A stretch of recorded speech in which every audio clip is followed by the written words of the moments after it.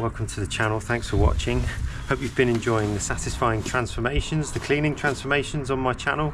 Today I'm just doing this driveway here, which is pretty grubby looking actually. The one little thing I just wanted to talk about today was I find it quite interesting that the exterior cleaning industry in general is an unregulated industry. So it's not like plumbing or electricians where they have like an organisation or a body setting standards in the industry and you have to achieve a certain amount of qualifications in order to do that job. Anyone can go out and buy the equipment in exterior cleaning and basically have a go and start up a business.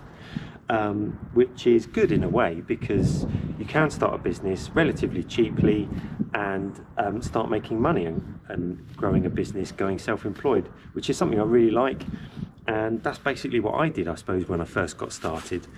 But on the other end of the scale, I think it can be quite difficult as well for customers to gauge between someone who really knows what they're doing, who has years of experience, and someone who is just having a go and maybe not necessarily taking the greatest care over what they're doing and the area maybe that they're working on. And I think I've come to realise this over the years that I've been doing this job, is there's quite a bit to understand actually about the pressure washer, getting the right pressure washer, and the way that pressure is then applied to a surface when you're cleaning it. A lot of people I see, for example, go straight in with a turbo nozzle like this. So this channels all the pressure to one pinpoint place and then it rotates very, very quickly like that. So this is the most intensive tool you can get. A lot of guys will come straight in a block pave area like this and just straight away use this. And it can really penetrate deep into the blocks, in the sand between the blocks, and sometimes even disturb the foundation. On a block paved driveway like this, I love to start out with something like a flat surface cleaner because it's specifically designed with the two jets that spin round, specifically designed just to remove the top layer of sand from between those blocks. Now this is an interesting case actually, this driveway here, because the blocks are ever so slightly curved, a little bit more than you'd usually find on most block paving. So there's a little bit more space for those jets to get in under the blocks and disturb the foundation of the blocks, and then you can start getting movement. So being able to use the flat surface cleaner like this will just make sure we don't disturb the sand too deeply, and we can get a nice clean. The other thing here with this job is the wall. I'm going to be using a chemical treatment to try and get this wall clean, and again you usually use a certain type of fan jet that spreads that pressure so we don't damage the wall, but we can just clean it nicely with a fan jet. So I think sometimes people don't appreciate that there is a little bit to understand with using the tools, understanding chemical usage. Some surfaces that you clean are more delicate than others, especially when it comes to roof cleaning as well. Some guys again go straight in with turbo nozzles, and sometimes people haven't perhaps had a lot of training or understanding, and roof tiles again can be quite delicate. You have to be a little bit more cautious about the way you approach jobs like that.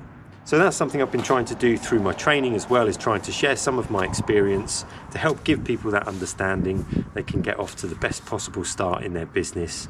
That gives the customer reassurance as well that they've had that help and that they can carry out the job in a careful and professional way. So let's see how we get on with this job anyway. There's an area that's a little bit sheltered under the carport where you can see the blocks are a little bit lighter. So we'll clean all under there. There's a pile of logs which I'll have to go around. But we'll see what kind of result we can get here. Should turn out good.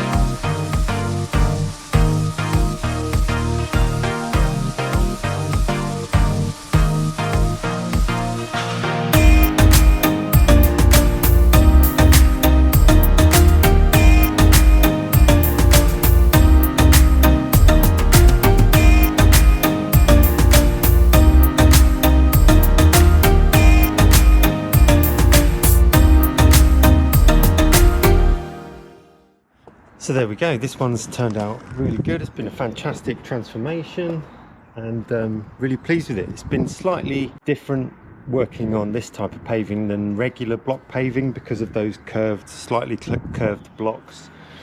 So more muck came out during the cleaning process, so there's a bit more kind of sweeping and shoveling to do to get rid of that muck, and then a bit more sand has gone back in afterwards and the resanding process there. It's been dry all day today, but you can see some of these blocks are just holding a little bit of moisture in the blocks, so some of them are still looking a bit darker. Just hasn't quite fully dried out on the surface there, but it's dry enough to resand, so I've been able to do that today.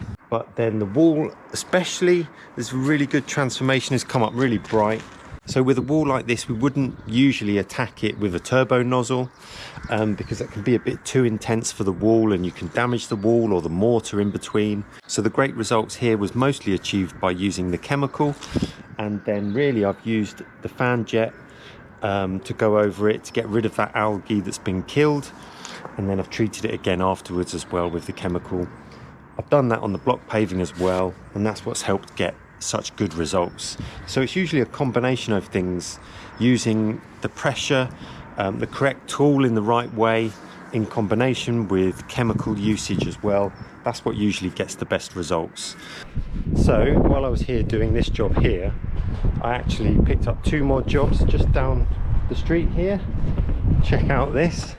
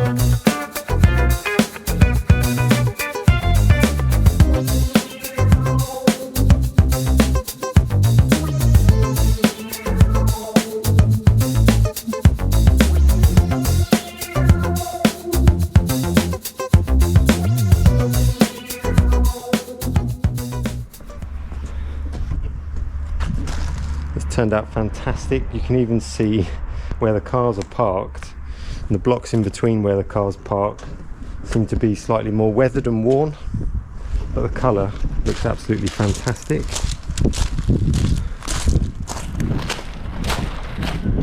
And the next one here,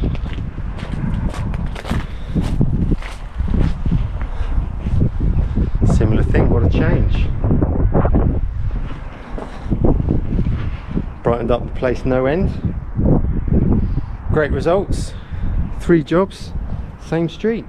So there's a bit to understand and there's a bit to learn when getting into pressure washing, I think, and just understanding all those things and being able to apply them in the best way. So that's what I've been doing in my training courses, actually, is helping people to get to grips with those things right from the start.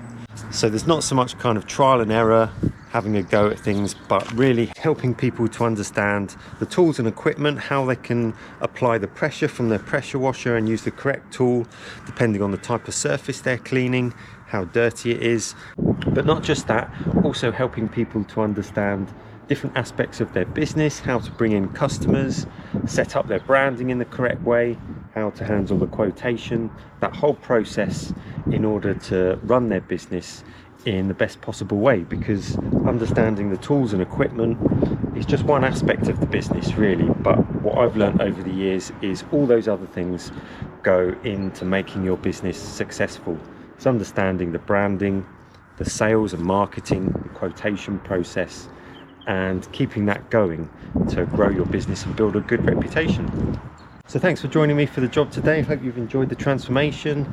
Check out the links in the description for more information about the training, our podcast, and why not subscribe to my channel? Loads more tips and advice always here, and loads of satisfying cleans as well. Catch up with you on the next one. Take care.